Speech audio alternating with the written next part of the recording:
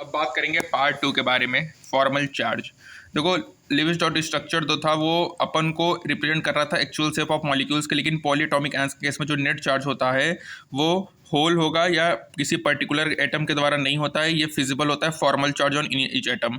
जो formal charge होता है एटम में, पॉलीएटॉमिक मॉलिक्यूल आयन में, वो डिफाइंड होता है कि कितना difference between number of electron है उस एटम में आइसोलेटेड और कितने नंबर ऑफ इलेक्ट्रॉन असाइंड हैं लिविस स्ट्रक्चर के उस एटम में। ठीक है, अब याद देखो, फॉर्मल चार्ज का फॉर्मूला होता है total number of valence electron in the free atom minus total number of non bonding, मतलब lone pair of electron minus half total number of bonding electrons. क्या है बच्चों? Formal charge is equal to total number of valence electron minus total number of non bonding electrons, that is lone pair, minus half total number of bonding electrons. ठीक है, अब यहाँ पे जैसे मान चलो एक ओजोन है, O3 है इसका। देखो अब यहाँ पे ऑक्सीजन का देखो 1 2 3 है। अब सेंट्रल एटम जैसे मार्क 1 की है, जैसे इसको मार्क 1 की है, तो अब यहाँ पे देखोगे तो यहाँ पे +1 आ रहा है इसका चार्ज। मार्क 2 वाले का कितना आ रहा है? 0 -1 आ रहा है, तो यहाँ से इसका स्ट्रक्चर बना दिए। अब यहाँ पे देखो, जो फॉर्मल चार्ज होता है वो इंडिकेट नहीं करता रियल चार्ज सेपरेशन को within the molecule. Formal charge help करेगा selection of lowest energy structure को from a number of possible living structure for a given space. मतलब किसी भी गिवन स्पेस में बच्चों अपन फॉर्मल चार्ज की मदद से लोवेस्ट एनर्जी स्ट्रक्चर का सिलेक्शन कर सकते हैं, और जितना ज़्यादा लोवेस्ट एनर्जी होगा इतना स्मॉलेस्ट फॉर्मल चार्ज होगा। और जो फॉर्मल चार्ज होता है वो बेस्ड होता है pure covalent view of bonding पे, जिसमें इलेक्ट्रॉन पेयर शेयर्ड इक्वली होता है नेबरिंग एटम से।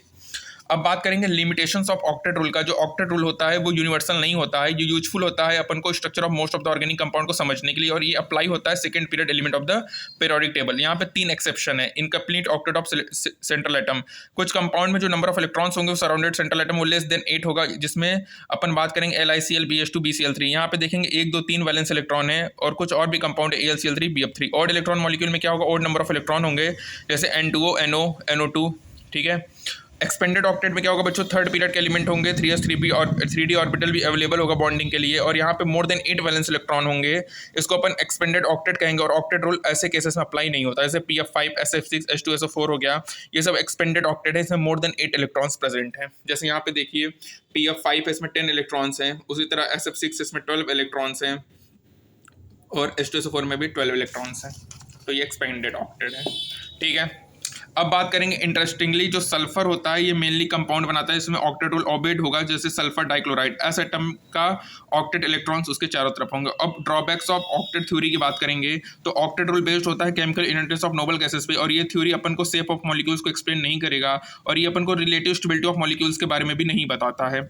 अब बात करेंगे आयोनिक या इलेक्ट्रो कोवेलेंट बॉन्ड के बारे में। ठीक है, आयोनिक या electro covalent bond.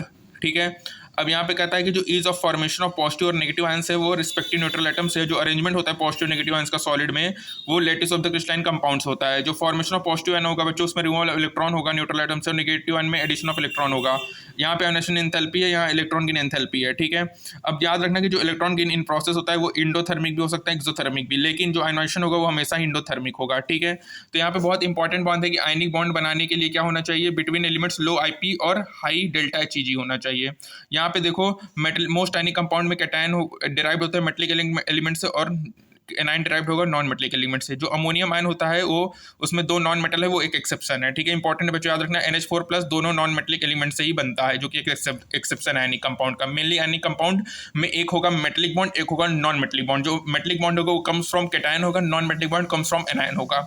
Crystal structure है बच्चों NaCl का यहाँ पे दिया गया है। ठीक है, अब आइलिक सॉलिड में जो सम ऑफ इलेक्ट्रॉन की एंथैल्पी और आयनाइजेशन एंथैल्पी होता है वो पॉजिटिव होता है, लेकिन क्रिस्टल स्टेबलाइज्ड होता है due to energy release in the formation of crystal lattice, जो एनर्जी रिलीज हो रहा है। ठीक है, अब यहाँ पे इंपॉर्टेंट बात ये है कि जो क्वांटिटेटिव मेजर होता है स्टेबिलिटी ऑफ एनी कंपाउंड को प्रोवाइडेड होगा एंथैल्पी ऑफ लैटिस फॉर्मेशन और simply achieving octet of electron around the ionic space in gases state. ठीक है, लेटेस्ट एंथैल्पी क्या बच्चों? ये आयनिक सॉलिड में डिफाइंड होगा energy required to complete 1 mole of solid ionic compound को उसके गैस्ट्रेट कॉन्स्टेंट्स में जितना, मतलब उसको ब्रेक करने में जो एनर्जी की रिक्वायरमेंट होती है उसी को लेटेस्ट एंथैल्पी कहते हैं। अब बॉन्ड पैरामीटर की बात करेंगे। बॉन्ड लेंथ क्या होगा बच्चों? Distance between the nuclear of 2 bonded है, 2 न्यूक्लियस के बीच के जो डिस्टेंस होता है इन मॉलिक्यूल, उसको बॉन्ड लेंथ कहेंगे।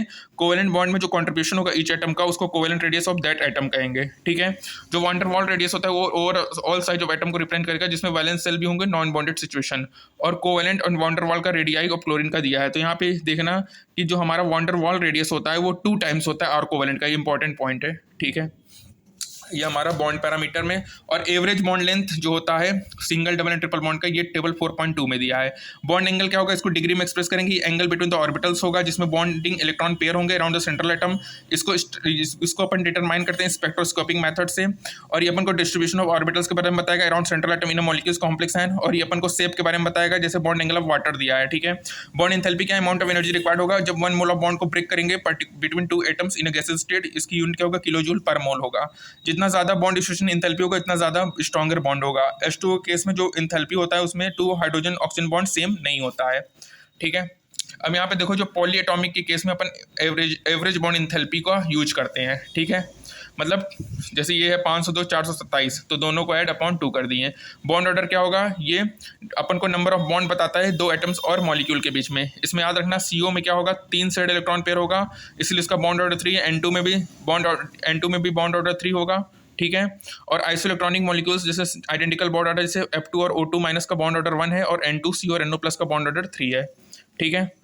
ये इंपॉर्टेंट है। उसके बाद हमारा रेजोनेंस स्ट्रक्चर है।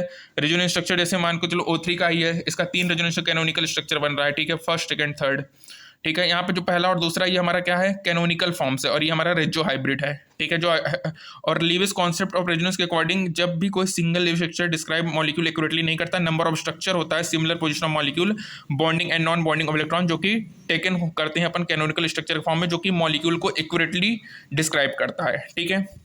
जैसे O3 केस में जो 2 स्ट्रक्चर था, कैनोनिकल स्ट्रक्चर, रेजोनेंस स्ट्रक्चर, और इसका हाइब्रिड जो है वो रेजोनेंस हाइब्रिड है, ठीक है।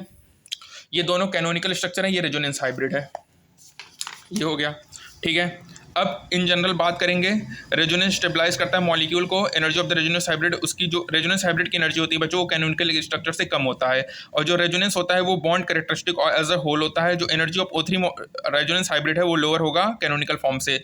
मतलब ओवरऑल देखो, ये मैं बोलना चाह रहा हूँ कि जो रेजोनेंस होता है, जैसे ये जो रेजोनेटिंग स्ट्रक्चर है बच्चों, ये जो रेजोनेटिंग स्ट्रक्चर है, इसकी जो एनर्जी है वो ज़्यादा है एज कंपेरिजन टू हाइब्रिड। मतलब हाइब्रिड की एनर्जी कम होती है और एनर्जी कम तो स्टेबिलिटी ज़्यादा, तो इसीलिए रेजोनेंस हाइब्रिड स्टेबल होता है, ठीक है।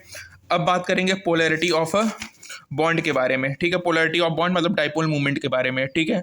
तो इसका सबसे इंपॉर्टेंट है कि जो बॉन्ड फॉर्म्ड होता है, जो कोवेलेंट बॉन्ड, एक कोवेलेंट बॉन्ड के बीच में पोलर बनेगा, एक नॉन पोलर होता है, ठीक है। जैसे मान चलो H2 है, ठीक है बच्चों, H2 है तो हाइड्रोजन है तो इसका डेल्टा इन 0 है। अगर डेल्टा इन 0 है बच्चों तो ये हमारा क्या है, नॉन पोलर है, ये हमारा नॉन पोलर है। लेकिन अभी बात करें HF के बारे में, बच्चों हाइड्रोजन का 2.1 होता है, फ्लोरीन का 4.0, तो यहाँ पे डेल्टा इन कितना आ रहा है, 1.9, तो ये हमारा इन 0 नहीं है, तो ये हमारा पोलर है, पोलर कोवेलेंट बॉन्ड है। तो वही है, बॉन्ड एक नॉन पोलर होता है बच्चों, एक पोलर होता है। डाइपोल मूवमेंट क्या होगा, चार्ज इनटू डिस्टेंस होगा। 1 डाइपोल मूवमेंट 3.3 × 10⁻13 कूलाम पर मीटर होता है, ठीक है। अब देखो यहाँ पे C coulomb M metre, dipole movement vector quantity है, ठीक है। और इसका क्या होगा कि जो टेल हो, मतलब देखो tail on the negative centre, head pointed to the positive centre होगा, ठीक है। Presence of dipole movement represent करेंगे इस एरो से, ठीक है। इसे HF में दिया है, देखो SCF, जो एरो सिंबलाइज करेगा direction of shift of electron. ये जो एरो ये अपन को शिफ्ट ऑफ इलेक्ट्रॉन का डायरेक्शन बताता है इन द मॉलिक्यूल। जैसे बात करें यहाँ पे देखो, जैसे तुम्हारा मान चलो H2O है, ठीक है, तो H2O का रिजल्टेंट डाइपोल मूवमेंट हो गया। अब BF2 केस में देखोगे तो दोनों तरफ ये कैंसिल आउट हो जा रहा है, तो इसीलिए इसका डाइपोल मूवमेंट 0 है। BF3 केस में देखो बॉन्ड एंगल 120 है, लेकिन ये कट हो जा रहा है तो 0 है। लेकिन यहाँ पे NH3 और NF3 में देखोगे तो बोथ द मॉलिक्यूल्स में पिरामिडल शेप है, ठीक है, लोन पर ऑफ इलेक्ट्रॉन है, फ्लोरीन मोर नेगेटिव है नाइट्रोजन से। तो यहाँ पे देखो इसका स्ट्रक्चर कुछ ऐसा आ रहा है, ठीक है। यहाँ पे देखो NH3 में एडिशन ऑफ इलेक्ट्रॉन हो रहा है और NH3 में वो हो रहा है सब्ट्रैक्शन ऑफ इलेक्ट्रॉन। तो इसका NH3 का डाइपोल मूवमेंट ज़्यादा होता है NF3 से। ये भी पूछा जा चुका है कि NH3 और NF3 पे किसका डाइपोल मूवमेंट ज़्यादा होगा, NH3 का होगा। क्यों? क्योंकि इसमें क्या होगा, एडिशन ऑफ इलेक्ट्रॉन होगा, ठीक है। इसमें क्या होगा, एडिशन ऑफ इलेक्ट्रॉन होगा, इसमें क्या होगा, रिमूवल ऑफ, इसमें सब्ट्रैक्शन होगा, ठीक है। क्या होगा, सब्ट्रैक्शन किसका, इलेक्ट्रॉन का, तो यहाँ पे सब्ट्रैक्शन ऑफ इलेक्ट्रॉन होगा, ठीक है। अब याद रखना कि कोवेलेंट बॉन्ड में सम पार्शियल आयनिक कैरेक्टर होते हैं, ठीक है, पार्शियल कोवेलेंट कैरेक्टर होते हैं। जो पार्शियल कोवेलेंट कैरेक्टर होते हैं आयनिक बॉन्ड में, वो फजान रूल्स के द्वारा होता है। फजान कहता है जो स्मॉलर साइज ऑफ कैटायन होगा उसमें larger and the larger size of anion होगा तो ग्रेटर कोवेलेंट कैरेक्टर होगा। मतलब यदि कैटायन का साइज छोटा हो और एनायन का साइज बड़ा हो तो वो ग्रेटर कोवेलेंट बॉन्ड, उसमें कोवेलेंट बॉन्ड कैरेक्टर ज़्यादा होगा, और ग्रेटर चार्ज कैटायन में ग्रेटर कोवेलेंट कैरेक्टर होगा। कैटायन ऑफ सेम साइज और चार्ज होगा तो जिसका electronic configuration N-1 DN NH0 होगा तो टिपिकल ट्रांजिशन मेटल, वो मोर पोलराइजिंग होगा नोबल गैस कॉन्फिगरेशन से एल्कली और अल्कलाइन अर्थ मेटल कैटायन के कंपैरिजन में। जो कैटायन होगा पोलराइज करेगा एनायन को, वो इलेक्ट्रॉन को पुल करेगा टुवर्ड्स इटसेल्फ और इंक्रीज करेगा इलेक्ट्रॉनिक चार्ज को, जो ठीक है। और जो पोलराइजिंग पावर होता है कैटायन का, उसमें पोलरिटी ऑफ एनायन होगा, ठीक है। और एनायन फैक्टर होगा जो कि डिटरमाइन करेगा percentage covalent character of ionic bond को, ठीक है। तो पोलराइजेशन अपन को परसेंटेज करेक्टर के बारे में बताता है आयनिक बॉन्ड के। तो ये हमारा दूसरा पार्ट कंप्लीट हुआ। थैंक यू बच्चों।